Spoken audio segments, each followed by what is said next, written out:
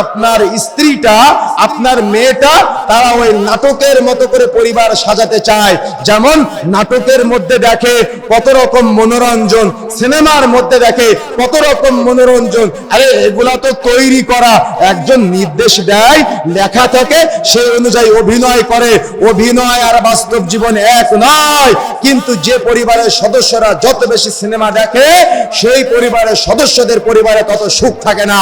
যে পরিবারের সদস্যরা যত বেশি সিনেমা বা নাটক দেখে, অর্থাৎ এগুলা তো সাজানো নাটক, এগুলা তো নাটকই। আর নাটকের মতো করে যদি কেউ পরিবার সাজাতে চায়, তাহলে ওই পরিবার কখনো সুখের হবে না। কেন? ওগুলা তো বাস্তব জীবন নয়, ওগুলা হলো সাজানো নাটক। এই সাজানো নাটকগুলো যখন আপনি বাস্তব জীবনে প্রয়োগ করতে চাইবেন বা বাস্তব জীবনে অ্যাপ্লাই করতে চাইবেন, তখন আপনি পদে পদে বাধাগ্রস্ত হবেন।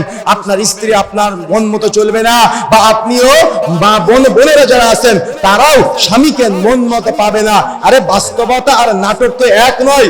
বাস্তবতা আর নাটক হলো আলাদা জিনিস। কিন্তু অধিক পরিবারে আজকে এই ডিশ লাইন গুলার বিল কে দেয়? স্বামী দেয়। টিভি কার টাকায় ক্রয় করা?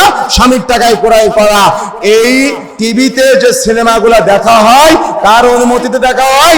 স্বামীও বসে বসে দেখে, ছেলেও বসে বসে দেখে, স্ত্রীও বসে বসে দেখে, বাবাও বসে বসে দেখে, মাও বসে বসে দেখে। তার মানে পরিবারের সবাই একসাথে বসে জেনায় লিপ্ত হয়। রাসূলুল্লাহ সাল্লাল্লাহু আলাইহি ওয়াসাল্লাম বলেছেন, কিয়ামতের আগে জিনা ব্যভিচার বেড়ে যাবে। জিনা ব্যভিচার বেড়ে যাবে মানে কি? শুধু শারীরিক জিনা বাড়বে? অসম্ভব, হতে পারে না। শারীরিক জিনার পাশাপাশি চোখের জিনা বাড়বে, হাতের জিনা বাড়বে, পায়ের জিনা বাড়বে, অন্তরের জিনা বাড়বে। সুতরাং মনে রাখার চেষ্টা করতে হবে, এই অন্তরের জিনা করার সুযোগ আপনি বাবা করে দিয়েছেন, আপনি অভিভাবক করে দিয়েছেন। আপনার পরিবার আদর্শিত হবে না, অসম্ভব, হতে পারে না। যদি আপনি আদর্শিত পরিবার গড়তে চান, তাহলে আজকেই বাড়ি থেকে সিনেমা সরাতে হবে, আজকেই বাড়ি থেকে গান সরাতে হবে, আজকেই বাড়ি থেকে নাটক সরাতে হবে, আজকেই বাড়ি থেকে বাদ্যযন্ত্র সরাতে হবে। কিন্তু এমন অনেক হতভাগা বাবা আছে যাদের বাড়িতে সিনেমা হল আছে, এরা আবার সন্তানকে নিয়ে সিনেমা হলে চলে যায় সিনেমা দেখার জন্য। কি আছে কিনা?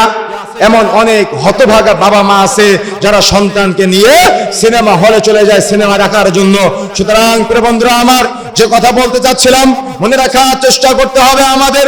আজকে এখান থেকে যাওয়ার পরে আদর্শ পরিবার যদি আপনি গঠন করতে চান, তাহলে আপনার পরিবার থেকে এই সিনেমার বাক্স সরাতে হবে, আপনার পরিবার থেকে এই গানের মঞ্চ সরাতে হবে, আপনার পরিবার থেকে এই জেনার সিস্টেম বন্ধ করতে হবে। এখন তো ইসলামিক টিভিও নাই, এখন তো পিস টিভিও নাই যে আপনার মেয়ে বা আপনার ছেলে ইসলামিক কোনো কিছু দেখবে। ও দিন রাত 24 ঘন্টা সিনেমা দেখে, স্টার জালসা, জি বাংলার নগ্ন সিরিয়াল গুলা দেখে। এগুলা দেখে তার পরিবার সাজাতে চায়। এই জন্য পরিবারে আজকে তালাক আর তালাক, সমাজে আজকে তালাক আর তালাক। তালাকের সরাসরি সমাজে এত বেশি কেন হচ্ছে? এই পরিবারে সুখ নাই তাই। আর সুখ কেন নাই? তারা সিনেমার স্টাইলে পরিবার সাজাতে চায়। এই জন্য আমার কথা বুঝতে পেরেছেন? আমার কথা বুঝতে পেরেছেন? এই জন্য প্রিয় বন্ধুরা আমার, যে কথা বলতে যাচ্ছি